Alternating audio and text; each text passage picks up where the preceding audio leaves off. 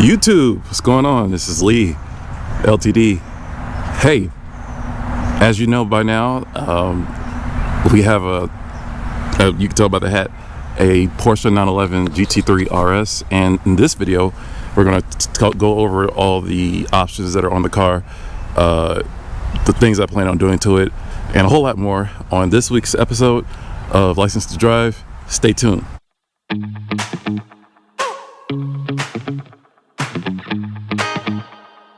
So this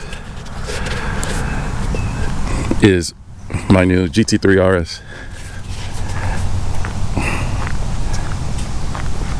2016.1 GT3 RS. And went for my first drive yesterday at night, and it was fantastic. And the purpose of this video, we're gonna go over some of the options and some of the mods that we're gonna do. For example, this car already has the SharkWorks center muffler delete, which we already talked about on a cold start the other day, and hopefully got a chance to see that video. If you haven't, go ahead and click on that. We also have fast speed headers in the garage as well that'll be going on in a couple weeks, and that'll give us a little bit more sound. Contrary to popular belief, I don't believe in taking off the side mufflers that are right here. I don't believe in taking those out. I think that's the secret to the 911 sound, especially on GT products. So I would not do that. I know guys like long tube headers, and that's fine, but that's just not my thing. I'm more of a tone guy versus volume guy, if that makes any sense. And you know, if you don't like it, I don't care. This is my car, and this is how I'm going to set it up. And setup is kind of important to me because, you know, the way that I drive is I want the car to behave the way it's supposed to. This car has sport cups, and it will always have sport cups on it because that's what the car was born with from the factory. So that is important to me, that it stays that way. So one of the things that we will do now is go through some of the options that came with the car. The car is relatively highly modified, highly spec'd out. So let's go over that right quick, and then we'll talk more about it, okay? So let's start off with the color. Lava orange. This is kind of interesting in my opinion because the color for $3,100 is kind of dull in the daylight. Let me take off these glasses so I can see what the heck I'm talking about. Pardon me. I had to take off the glasses. All right. But this car has full PPF, which makes the color a little bit brighter. It kind of skews red in certain light, which can be a good thing or a bad thing, excuse me. But lava orange is the color. On the inside is full leather, and you can tell any Porsche with full leather because it'll have the stitching on the dashboard and on the doors. Anytime you see a 911 that doesn't have the stitching on the doors, like so, or on the dash, it's not full leather, okay? Full leather with Alcantara, that was a $3,480 option. This one has the lava orange stitching, which is really, really dope.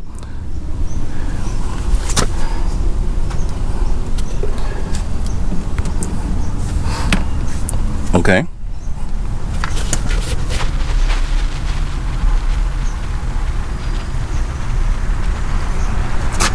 Moving on. We have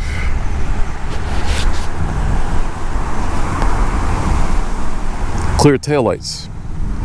This car does not have clear taillights because that was a horrible choice for an option.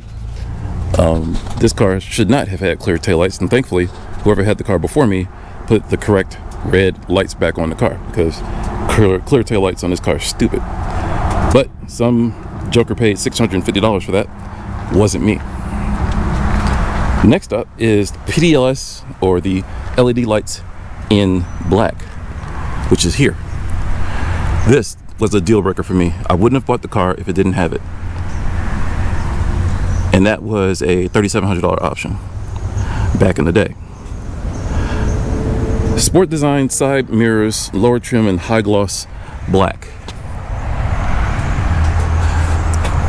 Pretty nice feature.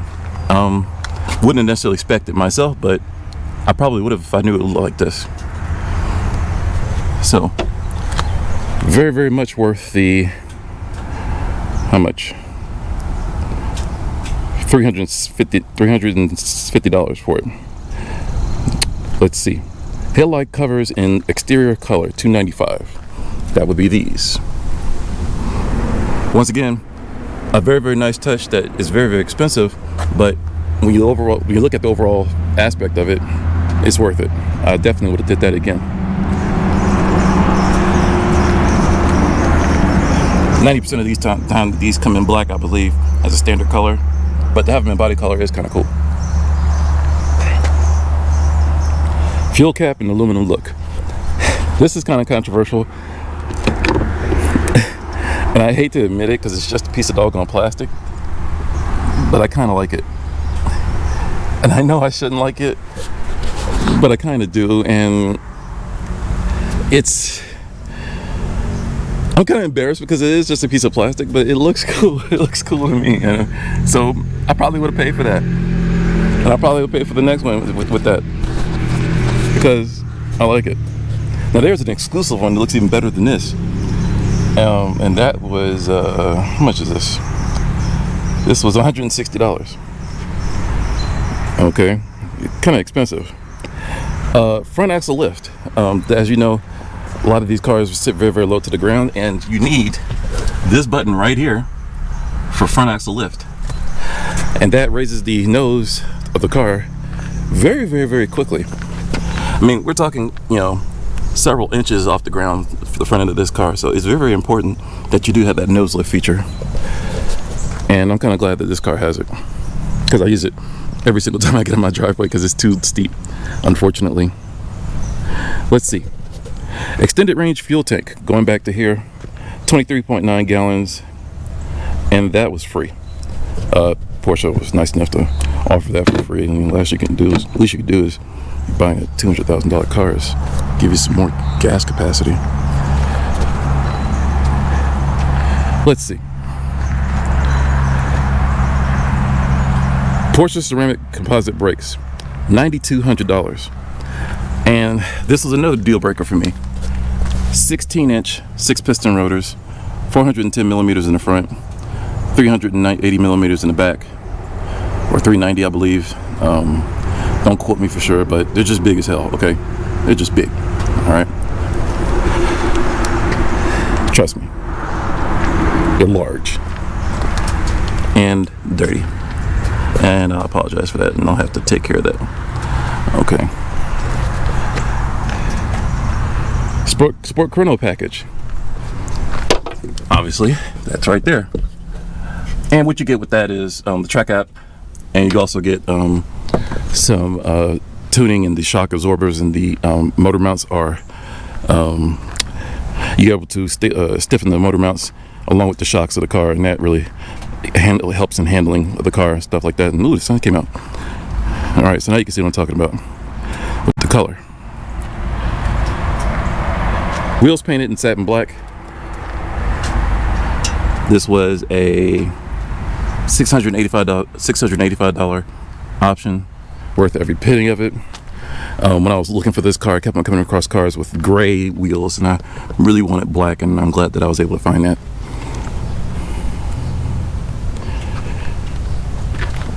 $12 o'clock marker painted orange, lava orange. $325. What is that? Well, that is this. This is $325. Really? Come on, folks.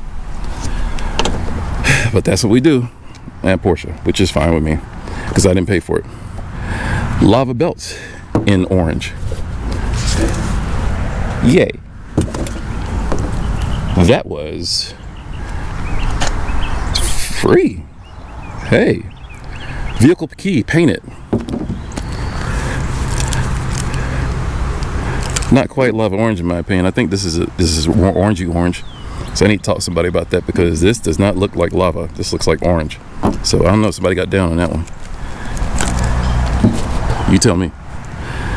What else? Fire extinguisher. Yes, we do have a fire extinguisher.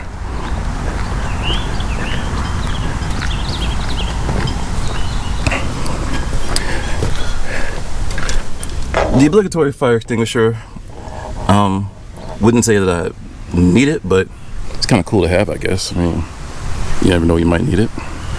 But it's kind of like for the look, you know, racer boy. What else? Auto dimming mirrors and integrated rain sensor. I'm assuming that's what that is. I don't know what that is. It's, I guess, it when you come across a really, well, since this car sits so low, I guess when you come across somebody with some bright tail lights, it dims, which is cool, I guess. Haven't had a chance to notice it. Light design package. Now that's cool. It's let me show you. There are a series of lights inside the car. This is illuminated in here. This is illuminated. The footwells are illuminated, and this little hoop right here is illuminated at night. And I had my first night drive last night, and that was really cool. So light design package, I would definitely do that again. What else? Smoking package. Smoking package is a must with dot ones, because you get this little door right here, and without it you get this big gaping hole. So anytime you can looking for a dot one, you always want to get the smoking package cars, because it has this little door and it makes it look a lot cleaner. And those are in the know, that's what you want to get. Not to be that way, I'm just saying that's just what you do. All right, illuminated door sills, illuminated in carbon. That's right here. One of my favorite features. It's kind of a flex, you know, when you're pulling up somewhere and open the car door and this glows at night, and that's really, really cool. And so this is worth all of the, how much is this? $1,275 for it. So I would definitely pay for that. Sound Package Plus. Sound Package Plus is literally 4 speakers. 1, 2 on the other side, and then 4 more in the back. That's it. 2 in the doors, 2 in the back. And guess what? You'll never need it, because you'll never turn the radio on. And because it's a GT3, for crying out loud, so why the hell would you even use the radio? You don't need a radio. This 4-liter motor is the radio. Who cares about music? Make your own music with the motor. Right. PCM with navigation. That's that right there. There's no CarPlay. It's kind of ancient, and once again, who cares, because you don't use it. And if you need to, you have Big Brother Google on your cell phone that you can use through Bluetooth. So it really doesn't matter. So after a week of ownership and only about a handful of drives, what do I think? I think overall the car is really fantastic. Handles like you would expect the GT3 to handle. It gathers a lot of attention, which it should. But what's surprising is that it's kind of a pussycat. It doesn't like to be driven slowly. It likes to be driven at speed, which is fine, but the suspension is actually very compliant. It's not, you know, tooth rattling or ridiculously harsh. It rides very, very, very well. It is a very, very well-behaved supercar. Can be, I wouldn't say docile, because nothing's docile about it, but it can be a legitimate daily if you were brave enough. I've been seeing things about people saying it's too much car for the street, and in some instances it is a lot for the street, but in other instances it's a pussycat. It is, you know, you can baby doll it. I mean, it's just a great car. Now it does have a vicious side, and if you push a couple buttons, or if you're too judicious with the accelerator, then yeah, it'll bite you in your behind.